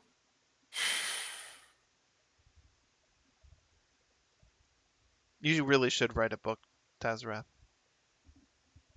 So what I'm going to do is I'm going to move to here, and I'm not going to melee it. I am instead going to double javelin it Okay. to see if that does any good. Javelin. Crit? Crit? Oh, no, I'm so sorry. I misread creature hit as crit. Yeah, okay. Chucked 2 javelins at it. Both impact. That. Okay, so piercing damage works. Yep, and you managed to get above average damage in on the creature as well. Next I'm up assuming is those javelins are unrecoverable. until the creature dies, at least. Again, all your weapons have been oiled appropriately. Okay. So wait, before I fire anything, let me also apply. Oh, he still has sneak attack on him from last time. Okay. Fire with a crossbow. Oh, what a surprise! He hit. Ha! That's actually decent. Sneak attack roll. Thank God, because he rolled a 1 on the damage. So 11 points of piercing damage as he manages to sneak up on a black sort of ooze creature. Tristan, you are up. Arcana time. You're gonna have to move first. There you go. There we go. Are you fucking kidding me? Is your Well, you do character have a background a roll. sage? Yes. I was +7 to that goddamn roll. The irony. I'm gonna just toll the dead. You're starting to feel like a jock, Tristan. Save 0. 0. Wow. That is a very impressive number.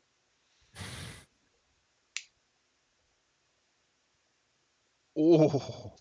So you actually managed to do just as much damage as the sneak attack from Fargus, interestingly enough. But yeah, the bell tolls and the black ooze quivers. It begins its turn.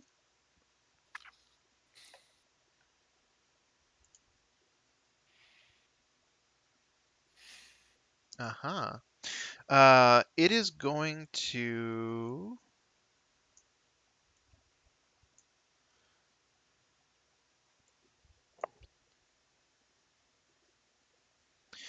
Suddenly, the creature rears up, and sort of like, how do I describe this? It rears up like a snake, and it points a head-like appendage at the both of you, and then suddenly it fires a black sludgy bomb of itself at your face.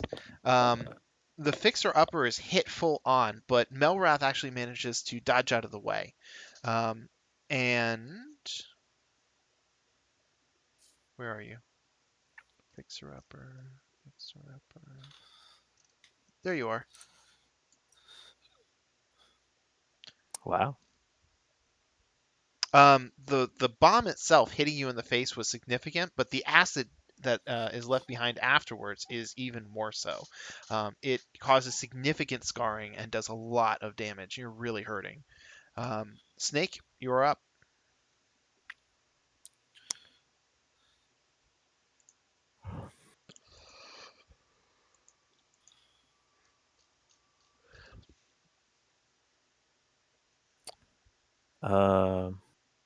Is that Arcana roll range, would you say? Yeah, Arcana. Yes, Arcana. Okay.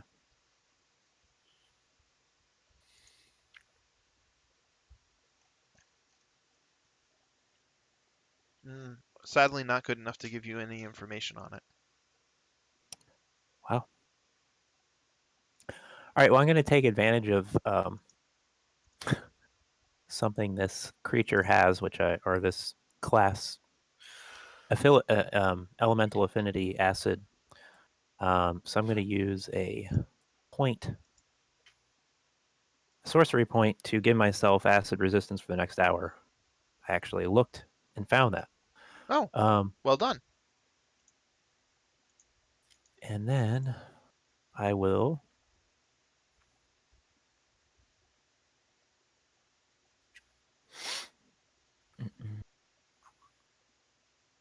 fire a scorching ray. Okay.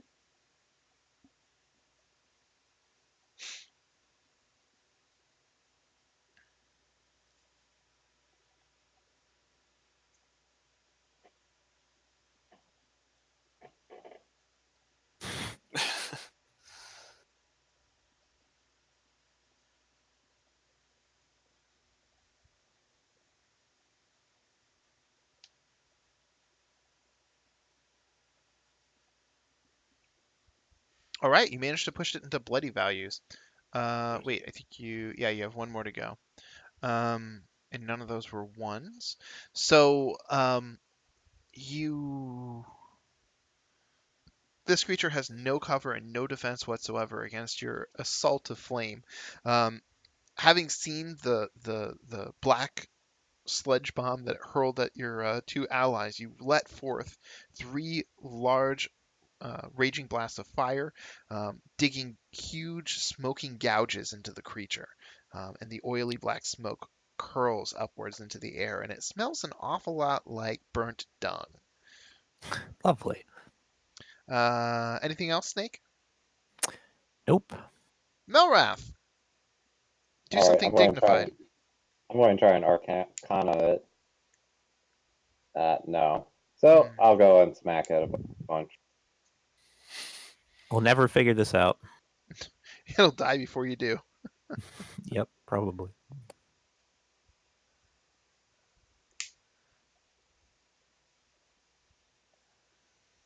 Or not. Oof. Another set of brutal strikes as your blade of light digs more channels into the creature.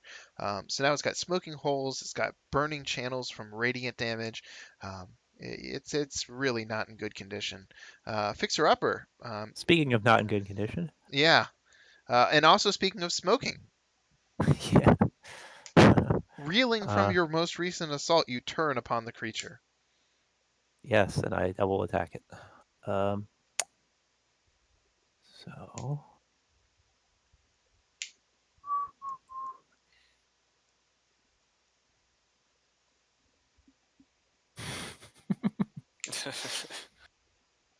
I also love how frequently you guys have narrowly avoided rolling ones, I and know, it's thus, as perfect. a result, are still hitting the creature. There you go. Again, a wasted double attack, but oh well. um, Before we continue forward, we definitely got to deal with the wounded party members. yeah, Yeah, just be if mindful we're of allowed. prayer of healing is not an option. All right, I've got, I will. I've got My some. character will drink its potion that it still has on it. Okay. Does someone want me to give them a dose of ointment?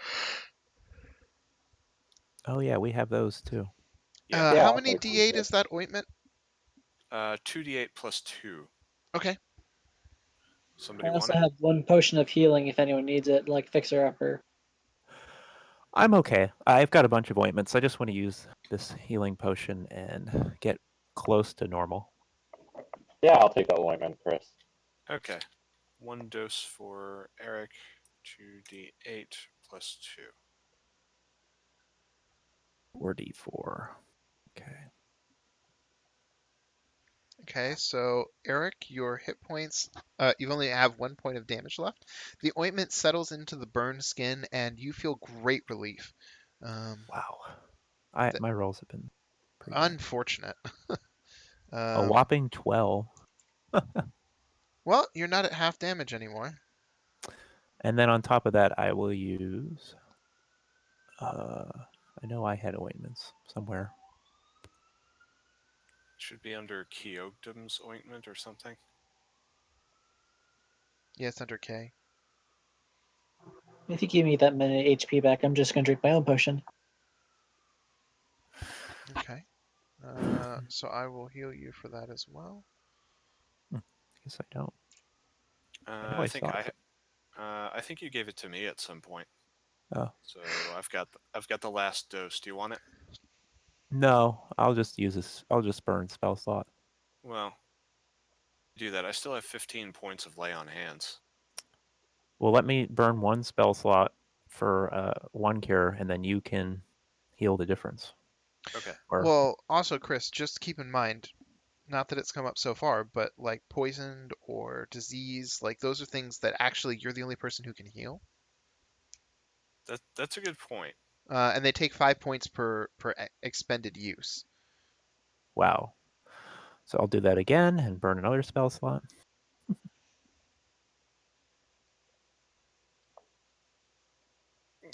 Did that like teeter? Yeah, yeah, it I teetered. saw that as well. It was nearly a 7. That's real sad. Actually, I And saw it at a 1 turning into a 4. Yeah. yeah, Oh, so did I. it's possible it might have been a 1 as well. There we go. Okay. All right, I'm ready. Just burning everything. My So level 1 spell slots are worthless anyway. good to know. So at this point, as much as I'd like to continue forward, I have to make you guys aware it's 8:54. Now I can continue over, but I can't guarantee that the next combat would necessarily be short. So I'm going to read what comes up next, and if you guys don't want to continue, that's perfectly fine. We'll pick it up not next week, but the week after. A phosphorescent lichen illuminates this cave, the floor of which is covered in pools of green slime. More green slime clings to the ceiling and forms hideous drapes along the walls, and in the middle of the cave, facing east, is a slime-covered throne. Now remember, because of the weird-ass nature of the fucking uh, compass on this thing, east is the direction that you guys are currently at. So give me a second longer because I think there's one other thing I'm supposed to be reading. Clicky, clicky, clicky, click. The Pudding King cowers behind his slime-covered throne and chortles in his joy. Callooh Calais! Now you can join the party, he cackles. You can be one with the faceless lord. Just let yourselves be eaten and disgorged. Bloop. Wait. I don't think that's going to happen. Why not? It's delightful, I assure you. He jiggles the slimes covering his body.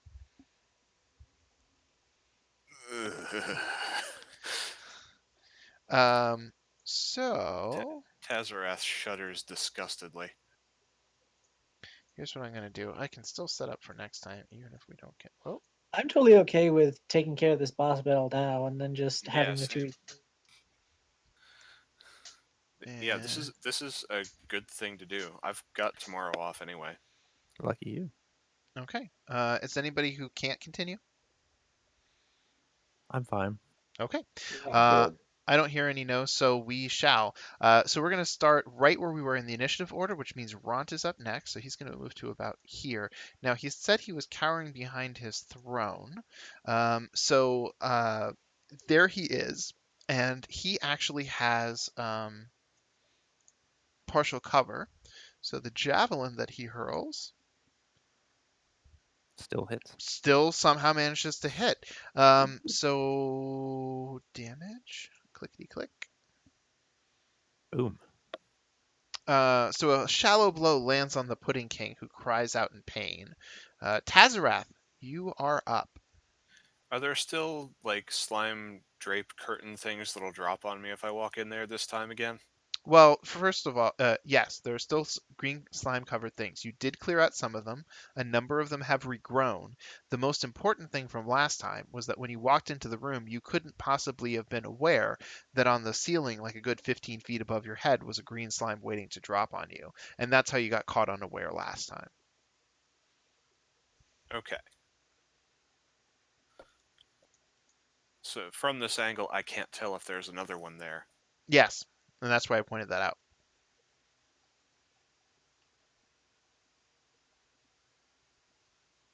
So from here, what I'm going to do, I've got one chromatic orb a day. This guy needs. Okay. Yeah. Wait.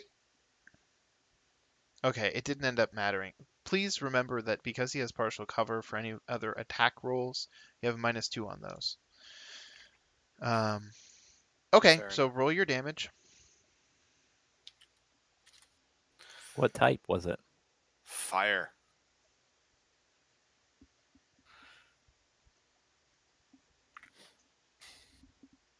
Okay, so your fiery chromatic orb races across the battlefield and impacts the Pudding King.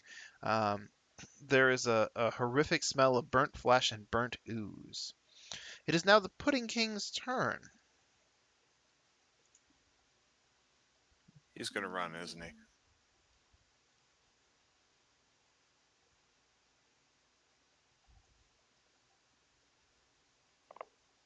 He's going to chuck a fireball at us. Oh ho! I see you like your tricks from a distance, he cries. Pointers, circle. That looks like a fireball. That's an Yeah. awfully big fireball. Let me just make sure I have my radius. Yep, 120 feet. Wait, Good gravy. sorry, not 120 feet. Let me readjust this. More like that. Aha. There we go. Now, actually, how does? Let me check one more thing. For the first time, starts its turn there. Okay. So the Pudding King waves his hand to chance a spell, and suddenly the area around you is filled with a yellowish green fog that expands rapidly around corners. And Quick question before anything else: does anyone have counterspell? Yeah, I do. And I was just looking at it. Please counterspell that before that has a problem. I was just making sure I'm actually allowed to do this. Come on, 2 blue mana. quick, Chris, give him a tear. Am I within 60 feet? No. No, you are. Oh, okay. Yeah, I know it's hard to tell, but I would argue. All right, you're- that's a good thing. Yeah. All right, I will attempt to interrupt. Okay, you're gonna Now. have to roll. Or wait, who rolls? Is it you or the creature? I'm looking. So, if casting a spell of 4th level or higher, make an ability check using your spellcaster ability. The DC equals 10 plus the spell's level. On a success, the creature's spell fails and has no effect. Okay. If And honestly, you just rolled a 16 because I'm using one of my portents, because if this is 7th level or higher, we're dead anyway. Okay. So I'm forcing that to be a 16. Correct. You, the Pudding King begins to cast the spell, and Snake, is it? yes. Snake quickly waves his hands in a panic, summoning up magical energies, and manages to disrupt the spell from the Pudding King. He curses his luck, and hmm.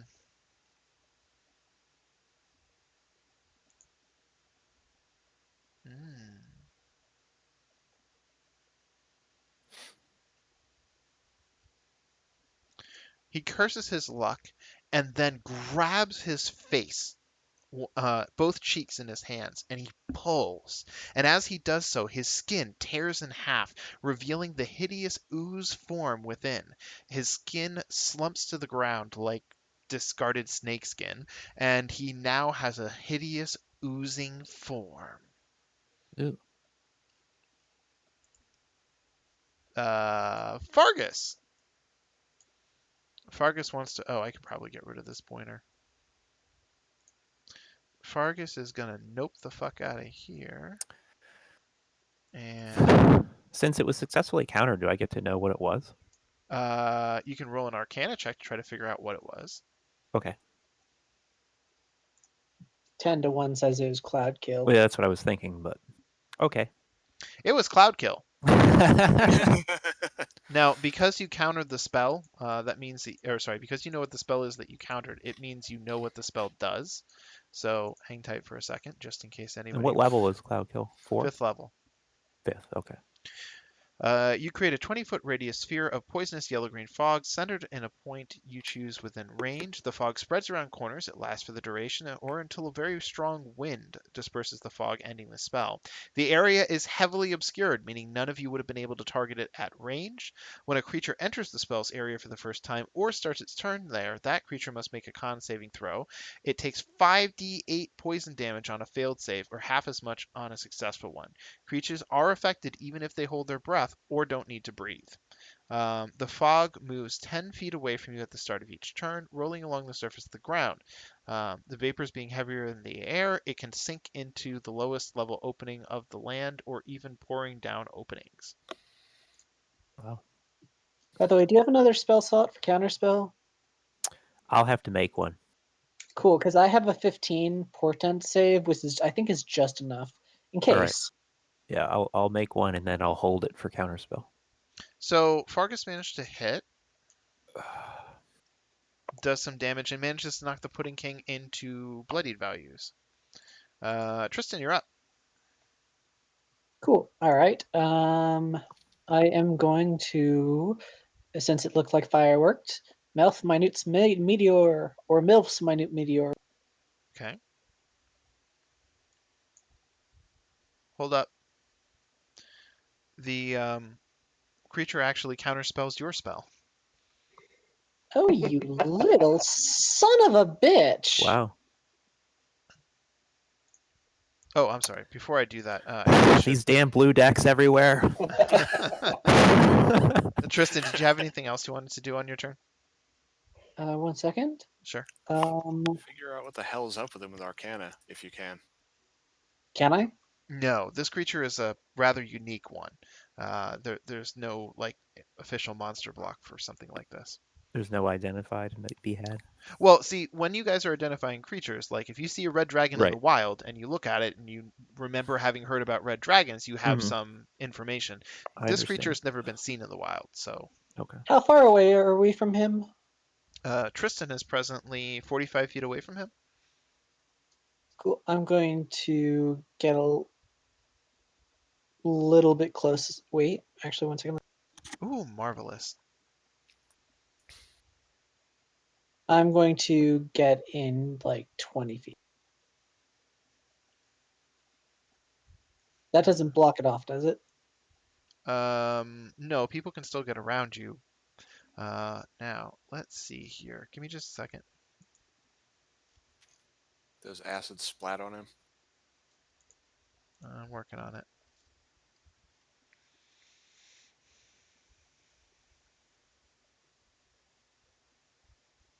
In fact, it does. A green slime drops from the ceiling and lands directly onto your head.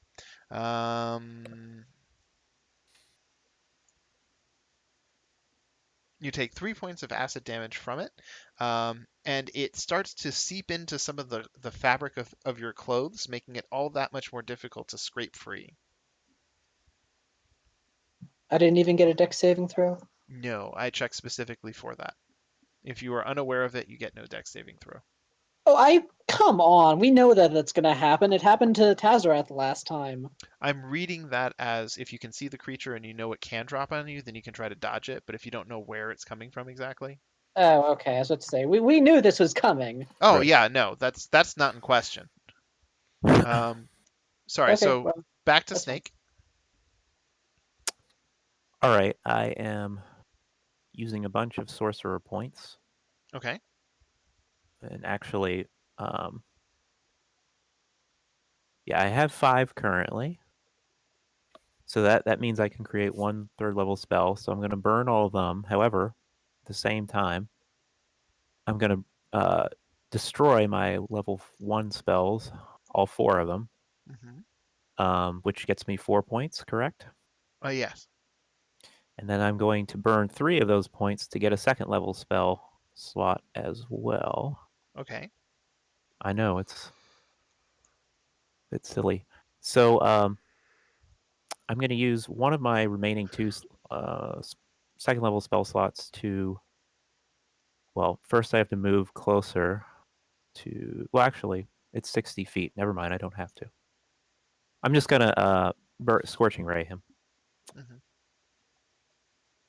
Or attempt to Scorching Ray him. I guess he could just counterspell it. He's used his reaction this turn. Oh, that's true. That's good. Well done. Do more damage than I ever would, please. Okay, so you hit with your first attack. Pew, pew, Another pew. hit. Wow. Ah, You finally missed on a missed. 2. Uh, Whoops. I didn't roll that on him. I got it. Okay. In the +1. Hold on. Got that too. And +1. Those are bad rolls. Unfortunate. Unfortunate indeed. He does not seem long for this world. Melrath, you are up next. I have a Is counterspell. Is he 35 yards away or feet? No, he's 45. Ah. Well, I'm going to use my action to dash over to him, Okay. and then I'm going to use my action surge to actually attack him. Okay. Did I take any damage for running through his throne room or anything? Oh yeah. Yeah. Absolutely. Hang tight for a second.